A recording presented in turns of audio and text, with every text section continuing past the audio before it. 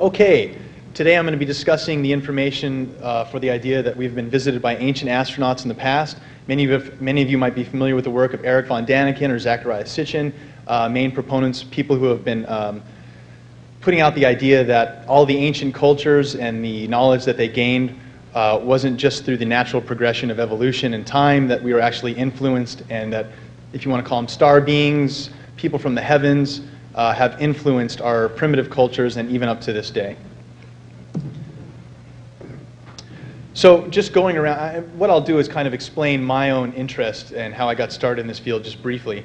As a college student, I became very fascinated with the possible artificial structures on Mars and NASA's explanation for these images, which then led me to start to look at all the other megalithic monuments all over the Earth, like Stonehenge and, of course, our famous Giza, where the Sphinx and the pyramids are located, but many other archaeological sites around the world, again, showing some interesting stuff with Egypt, which I'll leave up to Mr. John Anthony West to fill you in on today.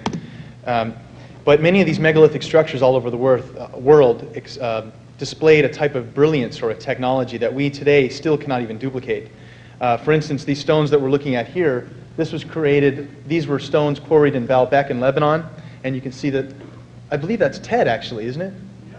So that's Ted standing there on this stone, and these are called trilithotun stones. These are stones that weigh in the thousands of tons range, and you can see that they were quarried here and then taken 5 miles away and stacked. Here's another picture of a gentleman standing there, and they were stacked perfectly here. Now, we don't have technology today, even today, that can cut that precise of a block and wedge something in there and lift it out and take it, 5 miles away. So it's very interesting that we have this type of evidence all over the world.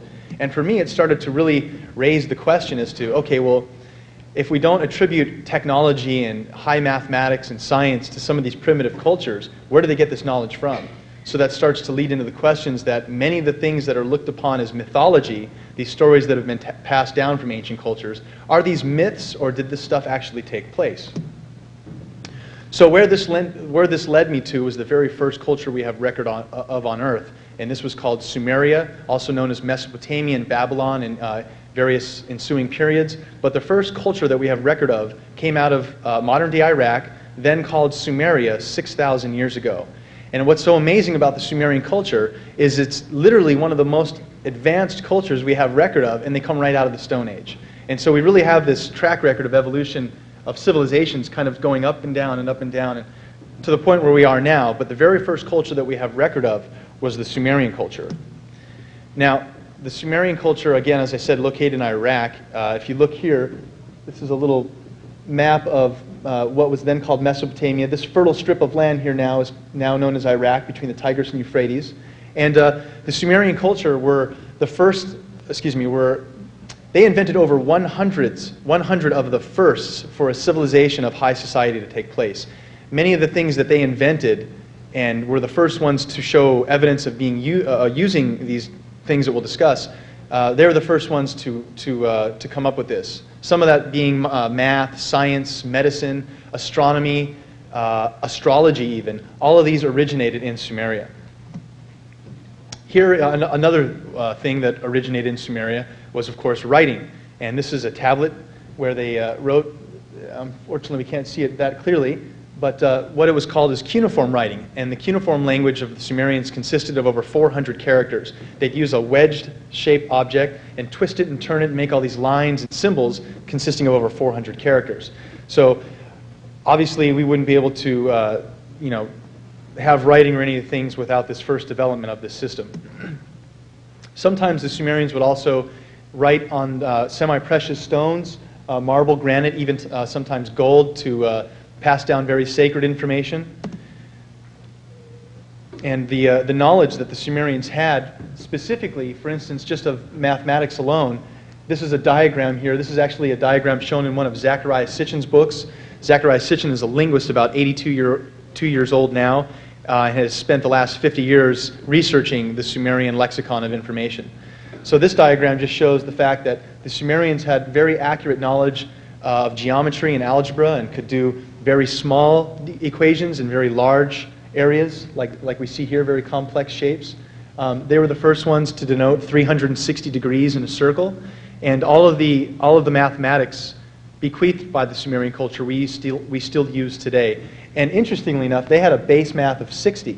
Again, being able to do very complicated, fine-tuned, small calculations in very large numbers as well. You'd think it'd be 10 or 5, but no, actually it was a hexadecimal system of 60. Very complicated. So again, the knowledge that the Sumerians had has been further authenticated with all the artifacts that they've left us. These are artifacts which I'm going to be showing which are still stored in the British Museum and the Louvre in Paris. Yes, can we focus that? That's a good question. But while Ted's working his magic there, we'll kind of continue on. This is a tablet, one of several held in the British Museum. And the Sumerians were very astute in recording not only their daily events, but their interaction with what they called their living gods, and as well as just all the various activities that were taking place in their time. They had what they called cylinder seals, and I'll show you a description of one in a moment, but it was kind of like your modern-day printing press. They would take this little cylinder seal and carve a reverse imprint. Yeah, they still don't know how they did this today. They still don't know. They carved a reverse imprint on this little seal and then would roll it out in wet clay, leaving the positive imprint, and so they could roll out these little clay tablets, stick them in a kiln, firing them with heat, making it into stone, and they could disseminate all these little tablets throughout the village very quickly to get out information. This one tablet that we're looking at here basically just describes natural weather occurrences and patterns of storms and observations over hundreds of years that they recorded these events, meaning it wasn't just kind of like a day or two or a week. They were very accurate, and over hundreds of years recorded this knowledge. This is another tablet that shows at what points in certain times of the year different star constellations would be in the sky, which I'll discuss more in a moment, but very interestingly, the Sumerians were the first ones to divide the heavens into 12 parts, which we now know as the 12 houses of the zodiac. Those constellations that you see for each house of the zodiac, the Sumerians were the first ones to originate this information. And here's another tablet that shows observations of Venus. And again, this is over 4,000 years old, and this is the information that they have recorded on stone and is unchanged to this day. So you start to kind of wonder, wow, this is pretty interesting, elaborate writing system, talking about some pretty esoteric things having to do with space. How did they learn all this? Which we'll discuss in a moment. Now here is a cylinder seal. This is a little round, semi-precious stone, and I'm sorry this isn't clear for you folks, but what would happen is they would roll it out on the clay and get the positive imprint.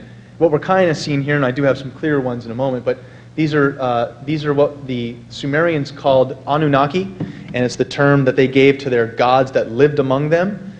Anunnaki means those who from heaven come to earth. Now I'm going to state real quickly here that all the information I'm about to show you, or that we're going to be seeing, the Sumerians were the first ones of the, the Sumerians were the originators of many of the biblical tales, many of the stories that we now have in English in the Old Testament or in Hebrew, from the Old Testament version and the New Testament version. All of these stories can be transgressed to the first original Sumerian version still in stone. A Noah's Ark, a great flood, the 7 days of creation, all of that are proponents that actually came from the original Sumerian information, which I'll show you here in a minute.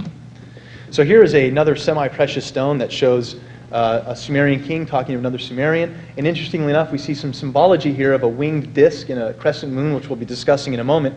But if this was a little clearer, you could see that this is all writing throughout here, telling a very esoteric story, and they were very detailed with their information.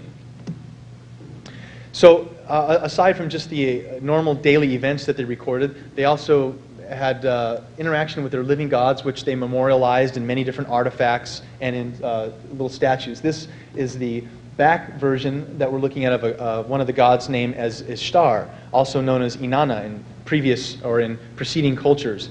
I will also note that many of the artifacts I will show you come from either Assyrian or Persian, but all of the ancient Semitic languages, Canaanites, Hittites, all of these ancient cultures that we have record of, the Sumerian culture was the first one, and that's what influenced all these other cultures. So when we look at this idea of the Sumerian knowledge of beings coming down from the sky, or this idea that we have in the Bible, giants upon the earth, at one time there are stories in the Bible that man lived among his living gods, and in the English version this gets translated, the story is to, there was once a time after the great flood there were giants upon the earth, before the flood as well. So interestingly enough, here we have a Sumerian tablet that's basically 2500 BC, 4500 years old, and it's showing a Sumerian Anunnaki seated, and you see the Sumerian men coming up and greeting him, and they're rising up, a symbolic reference of the sun. And very interesting, as depicted, the Sumerian king, or the Anunnaki, if you will, is much larger than the average workers. So here's another interesting image where, just like we have in the Bible, the English version that Adam and Eve were tempted to not eat the fruit from the tree of life. Well, here's a Sumerian description from 4,000 years ago that shows two Anunnaki standing beside what was known as the tree of life, and a symbolic reference of some type of winged craft, because as you can see, there is a gentleman flying this craft.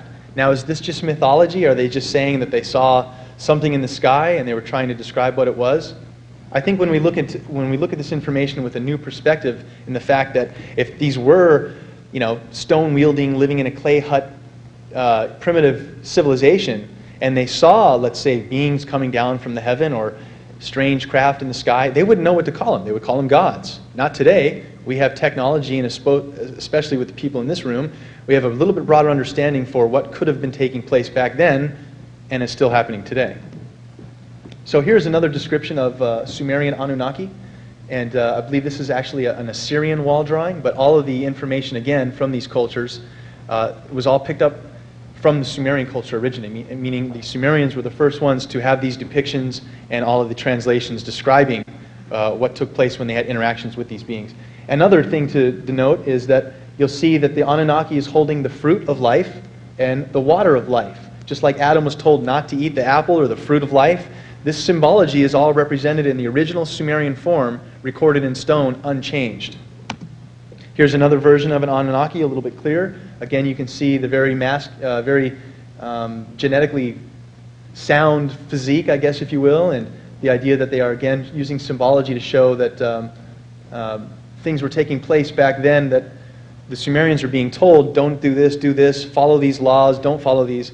And all of this information has been translated into various versions that we have now in Hebrew and English.